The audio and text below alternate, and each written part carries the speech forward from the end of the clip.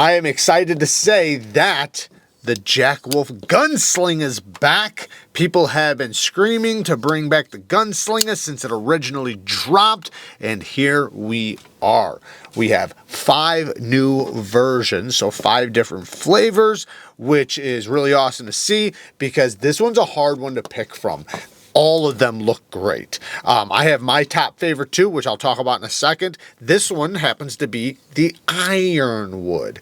Now, why do they call Ironwood Ironwood? Well, the answer's in the name. Because it is so damn tough and has so much wear resistance for a wood. You know, a lot of wood are soft and don't have good wear resistance. This happens to be a very hard, durable, dense wood that's commonly used on firearms and you know, other type of tools. It's just, you know, you can even feel it, man. This stuff feels dense. It feels solid. You know, it feels like the grain structure is just as tight as you can get on wood. Feels great, and I personally love the way this looks. Gorgeous, gorgeous wood in my opinion. Now, the other one that I really like, because I love this one, the other one that if I was going to choose the 2 that I'd struggle with the most, in my personal opinion, the 2 that I struggle with the most out of all of them, out of all the flavors, is the titanium one with the diamond pattern. It's got a milled diamond pattern in it. It's full titanium, so no inlay. Between that one and this one, man, it's tough. It's a tough, tough, tough choice. But this is my first JACKWOLF with wood. So I'm happy to say that because I'd like to collect all the flavors if possible. And yeah, man, this thing is just so damn good, man. I found one change, but everything else, I don't think anything else has changed. And I am kind of a little bit, I wish there was one thing that was changed. So we're going to go over the materials and I'll talk about the one thing that I'm going to nitpick. So first off, we have a S90V hand satin deep full hollow grind. The hollow goes all the way up to the spine. It is very thin.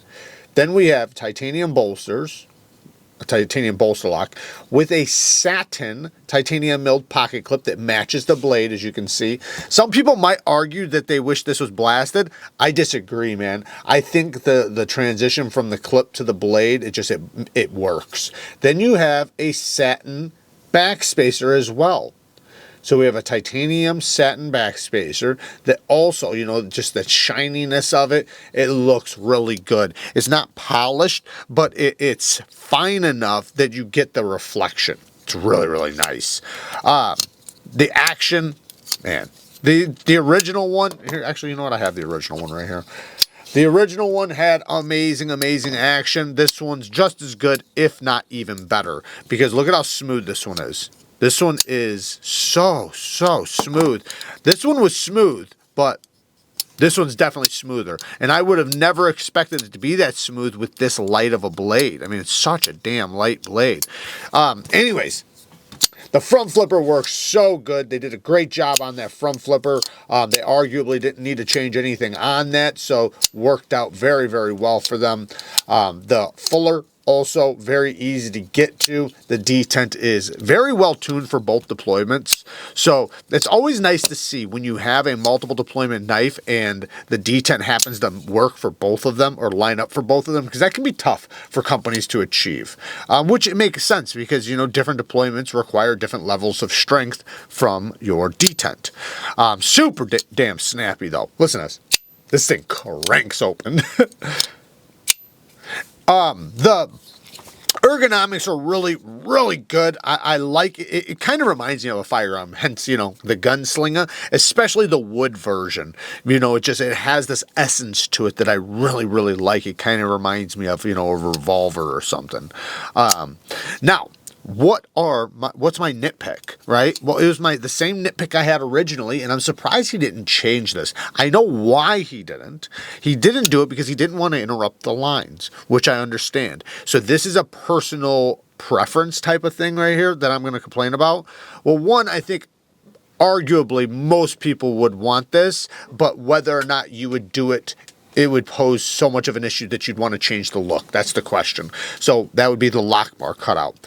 I wish this had a cutout here and exposed the lock bar. I slip sometimes off of it. It does have a chamfer on both sides, and it is pretty easy to get to, so it's not bad. So I don't really have an issue with it. I just wish it was more comfortable.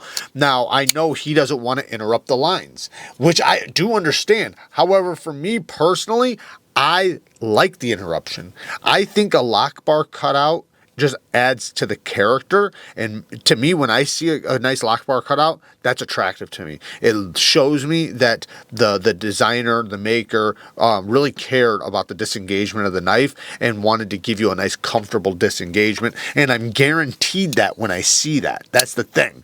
Sometimes, they have it, but you can barely see it. So if you can see that there's good lock bar access, you already know that it's going to be great as far as disengagement goes. Not that big of an issue. Absolutely not a deal breaker. Not even questionable. The one other thing is the clip. I said in the original one that I wish the clip had more room underneath, and I still stand by that. This works perfectly fine in and out of my regular pants. But anytime I wear my thick pocketed jeans, which are the Perfect Jean Company, anytime I wear those, I can get this in the pocket, so I'm not saying it's not going to go in, because it will, but it does get very tight up here. So when I said make room, I meant just a little bit. And they kept it the same, which is fine. It works just fine. And 99% of people are not going to have the same issue, because 99% of people don't have the same pants I have.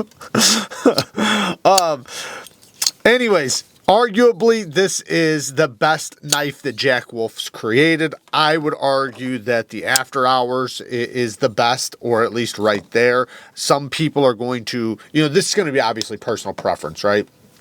The clip point, it is nasty looking. It looks good. It has an elegance, a timeless look. It has because the whole point of JACKWOLF knives is to basically make modern traditionals, right? They try to hold on to the traditional values of a knife that we all know and recognize, while doing it in modern materials. So, it has that timeless look to it that does look very attractive, and, it's a great blade shape. Now, what is one difference that I noticed between the two? So the one difference I noticed between these two knives, these two gunslingers, is the geometry. So the geometry on this one is 7 thousandths behind the edge. And you can just see by looking at the edge bevel. Look how tiny that edge bevel is. Very, very small, very, very slicey. And it still is very, very sharp because it is so thin behind the edge. This one does have a regular satin, which I think is gorgeous.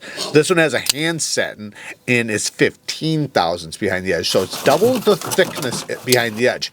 However, I think that might be a good thing in this case. Hear me out.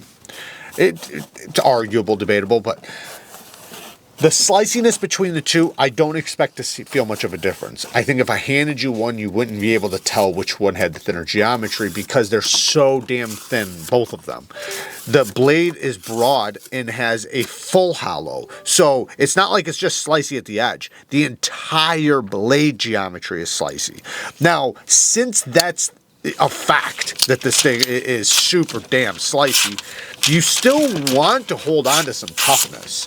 So having it be a little bit thicker with that full hollow is going to help it be just a little bit tougher, Now, some people would argue that, well, this thing is, it's a light duty knife anyways. This thing is only going to be used for cutting. So wouldn't you want to increase the cutting performance? Yeah, that's true, for sure. But there still always is the chance, that you could hit something or whatever. And having a little bit more stability might not be a bad thing. That's all I'm saying. And to be honest, I don't think anybody's going to notice the difference. I truly don't. I honestly had to measure it. So, that tells you. When I have them side by side, I can definitely feel it. But yeah, anyways, it doesn't matter. Like I said, it might be just even that much better. Rock solid lockup, 100% perfect centering. We have dead nut centering, as always with JACKWOLFs. I've yet to have seen one that is not perfectly centered, whether it's the slip joints or the locking knives. I have yet to have seen one even slightly off. Yeah, internal stop pins, you guys know that's my favorite way for a stop pin to be done because it does help with side-to-side stability because, you know, it has 2 points of contact right here. So if you try to bend it that way, it's going to hit. If you try to bend it this way, it's going to hit. So it does help with some side-to-side stability. That's why I always want internal stop pins if you have the choice, if it can work that way. All in all, this is one of my favorite JACKWOLF knives, if not my favorite. I would say the After Hours Jack is my absolute favorite, but you know, this one is a super close second, and if you told me this one was your favorite, I could not debate you, not even a little bit. You know, this blade shape just works a little bit better for my normal everyday tasks, but this thing, so the tip, if you look, it actually lines up center with the pivot. So while this does have a belly and the tip does go up and it is a trailing clip point, it is very easy to do a utility cut with this thing. And you have this little bit of belly that does cut down on top of a surface really nicely. So some people would debate and say that this is the more versatile blade shape, and I couldn't debate them with that. This one's going to be better at utility cutting, that's for damn sure. But anyways, all in all, man, this is a killer knife. Hopefully we will have them on the NEEVEKNIVECO site. We're going to really try to have them because I'd like to have these on there. I absolutely love his knives, and especially when he does these locking knives, man, it's such a gorgeous knife. I can't recommend them enough. Now, there is one little negative. Oh, and by the way, it does come with a filler tab. I should have said that already. If you want to take the clip off, you can put the filler tab on there, you know, to make it blend in so you don't have to have the clip. I personally like the clip, so I won't be doing that. But what I was going to say is the one negative is, and it's not really a negative, but you could argue this, right? The price is a bit high. It is a high price. I think you're getting a lot for your money, but it's definitely up there in price. When you look at across the board from Pena, made by Riet, and many other companies that hold similar values to this, it is on the higher side of things. Now, they sell. So, you know, it's tough, right? It's tough because the demand is there. So say like with Pena, you notice they'll come out at a price, and after they don't sell out, they'll lower the price. Which is good, you know, it's a good thing. I mean, it sucks that the people paid for it for more money and then they had to wait for it to, that's interesting. I just noticed that the back of this goes down and then goes straight. There's like a hump right there. You can actually see it. Not that it's an imperfection. It's made that way. I can totally tell that this is totally made that way, but it's pretty cool. Anyways, you know, yeah, it does suck for people that paid the full price and then wound up seeing it go for sale a year later, because it is down the line when that happens. But, you know, Ben has no problem in most cases selling out. Yeah, there's going to be some that sit in stock. There's going to be some that sit around, but they don't sit around too long. And the Gunslinger, I don't know how many he's going to make. Probably quite a bit of them, because there is a massive demand for them because they are so damn good.